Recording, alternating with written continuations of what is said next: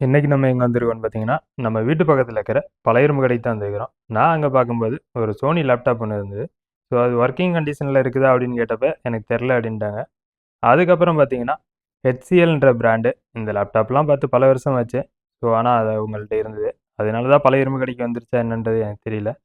அதை ஓப்பன் பண்ணி பார்க்கும்போது டிஸ்பிளே ஃபுல்லாகவே ஒரு மாதிரி கிராக் ஆகிடுச்சு. அதனால் அதை க்ளோஸ் பண்ணி அந்த பக்கம் வச்சுட்டு அதுக்கடுத்து இன்னொரு லேப்டாப் ஒன்று இருந்தது. சரி அதை எடுத்து பார்ப்போம், அதுவாவது நல்லா இருக்குமா அப்படின்னு பார்த்தேன். டொசிபா டொசிபான்ற பிராண்ட் வந்து ரொம்ப வருஷத்துக்கு முன்னாடி கேள்விப்பட்டது. அதோட டிஸ்பிளே கண்டிஷன்லாம் பார்த்தீங்கன்னா ரொம்பவே டேமேஜ் ஆகி ரொம்ப உடஞ்சி கீபேட்லாம் இதாக இருந்தது. அதனால அதையும் அங்கேயே அப்படியே வச்சுட்டு அவங்ககிட்ட வேறு எதாவது லேப்டாப் இருக்குமா, இருந்துச்சுன்னா நம்ம எடுத்து எதாவது வீடியோ போட முடியுமா இல்லை ரெடி பண்ண முடியுமான்னு பார்த்தேன். ஸோ அவங்கள்ட்ட அந்த ஒரு 3 லேப்டாப் தான் இருந்தது. அதனால அதையெல்லாம் அங்கேயே வச்சுட்டு இவங்கள்ட்ட இருக்கிற இந்த சோனி லேப்டாப் என்ன நம்ம ரீஸ்டோர் பண்ண முடியுமா அப்படின்னு யோசித்தேன். பட் ஆனால் அதோடைய சார்ஜர் பின்ன கிடைக்கிறதுங்கிறது ரொம்ப கஷ்டமான ஒரு விஷயம்.